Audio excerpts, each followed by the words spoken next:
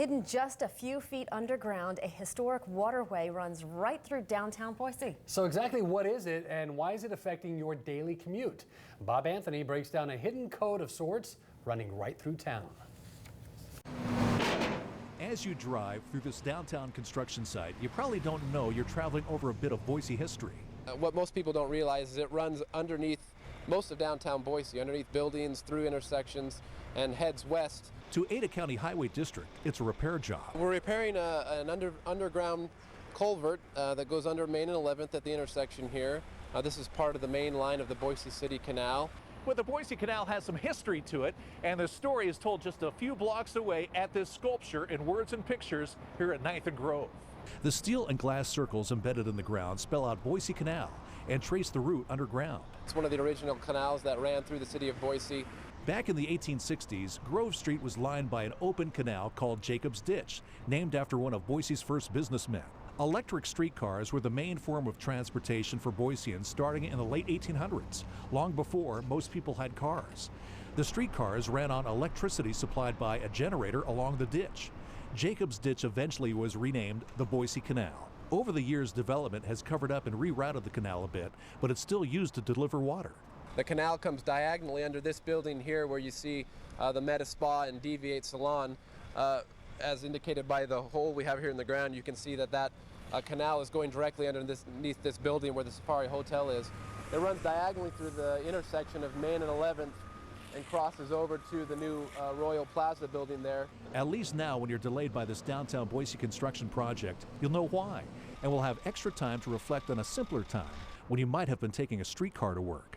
Bob Anthony, KBOI News, Boise. And Ada County Highway District hopes to have the project wrapped up by March 20th. They are under a deadline because April 1st is when water actually will begin running through the canal for irrigation season. It's always a great reminder of Boise's history and a good reminder to go check out the sculpture again. Coming up on When the 30th Street Extension project is done, it will have a 5-lane boulevard through the middle of town. The road will run along the Boise River and connect Fairview Avenue and State Street.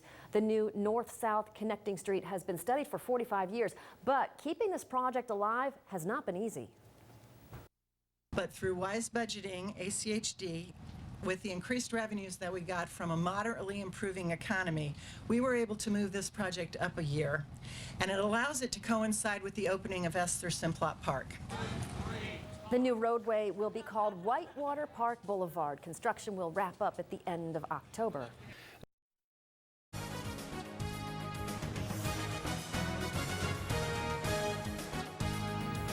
Well, as if you didn't already know, it is Valentine's Day, but if you're flying solo this year and looking for a co-pilot, maybe you need some high-tech help. So we sent a hopeless romantic in our newsroom to find out how well those dating websites really work.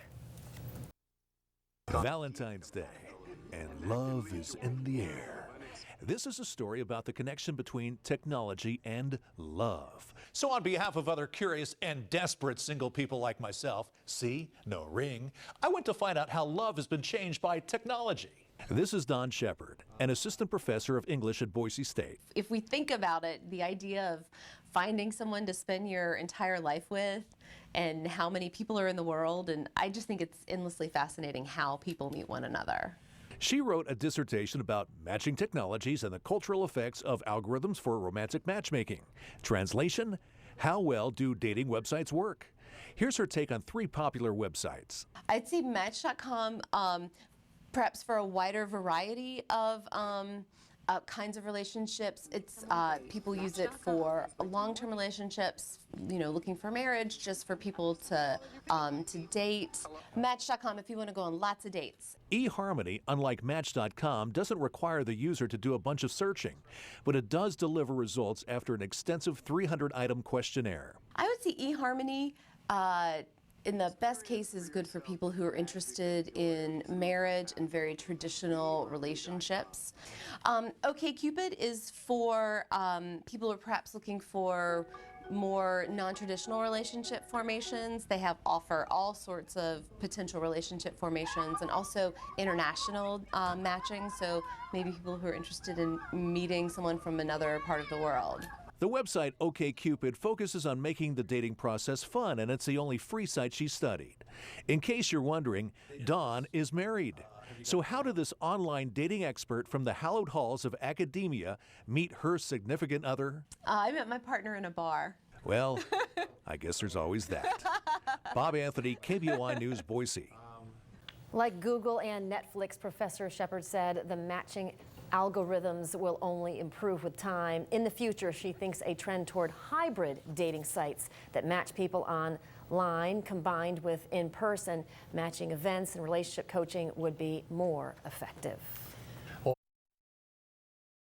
President's Day was created to recognize George Washington's birthday, and now it's evolved as a way to honor all American presidents. And you may not know the ties Abraham Lincoln has to the Gem State. Local attorney and former Attorney General David Leroy has spent decades studying Honest Abe. And we asked him to share what Lincoln means to him and our state. Lincoln was an humble man of very modest beginnings, very limited education, who evolved and created himself and recreated himself, rising to the occasion each time. Well, as a young politician, I had to go around the state talking at Lincoln Day banquets, and so I began to research the relationship of Lincoln and Idaho Territory, found that he actually created Idaho Territory, sent 15 of his friends and associates out here. Lincoln had fabulous ties to Idaho. First of all, he created the place. He appointed our first governor, our second governor, our Supreme Court, and other officers. He mentioned Idaho in his 1863 and 1864 State of the Union messages to the Congress. He used the mineral wealth of Idaho, the gold and the silver that we mined here, to help win the Civil War. And finally, there are even coincidences like on the last day of his life, he invited the governor of Idaho Territory to go to Ford's Theater with him and his wife that night to see the play Our American Cousin. The governor of Idaho was not in the box with Lincoln that night simply because Mrs. Wallace was ill and Governor Wallace could not accompany the Lincolns. In Lincoln's day, political division was entirely different flavor.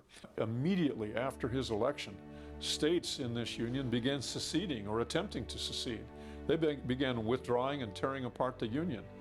Nothing that Lincoln said had caused that. Nothing that Lincoln could do could prevent that. Instead, when he was inaugurated some several months later, the nation was already shattered. Trying to put that together diplomatically and then later through a civil war that caused 700,000 Americans to be killed was an outrageous task faced by no one in history in this country. He became an icon, the greatest of American heroes, because he was assassinated at a point in time when he had achieved his greatest victory, holding the Union together while freeing the slaves. He basically saved a nation. Mr. Leroy is a walking encyclopedia when it comes to anything Lincoln. Yes, absolutely. And it's really interesting to see all that history tied to us here in the Gem State. 8 hours. So amazing. You know, there will be some local athletes here at the Davis Cup, even courtside. But get this, they won't be picking up a racket. No, Bob Anthony gives us an inside look at exactly what it takes to become a ball kid. They are the quick and quiet athletes sharing the spotlight with the stars of tennis. On rare occasions, they've gotten the attention of the crowd. Here's how it's not done. Oh, no. Point has to be replayed. Here's how it's done well. They are the ball kids. The players have to be able to expect from the ball kids here in Boise, Idaho, the same things they expect at Wimbledon.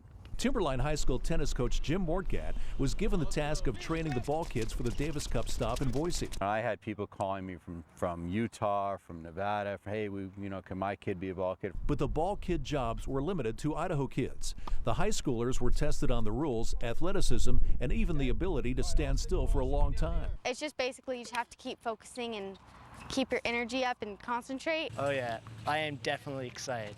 Can't wait. But it's not just about running after tennis balls. Our job is to stay out of the players' way until it's our time to be on the court, and then to help the players with whatever they need help with. This whole thing, this whole event, tennis, when you get on TV, it becomes a show. And everything has to be choreographed, everything has to be lined up right. Get down, the photographers have to be able to see the handshake. The TV cameras are here. It'll be a fun event, it'll be something you guys can remember the rest of your lives. Look back at the top players. And there's always something in the top player's life where they were around a great player when they were very young. Majority of us, we were all ball kids. We know how it feels. We had that experience. Isner, Query, Djokovic, and Troicki are very, very nice guys, so they'll treat you guys with a lot of respect. Bob Anthony, KBOI News, Boise. And stay with us. Our live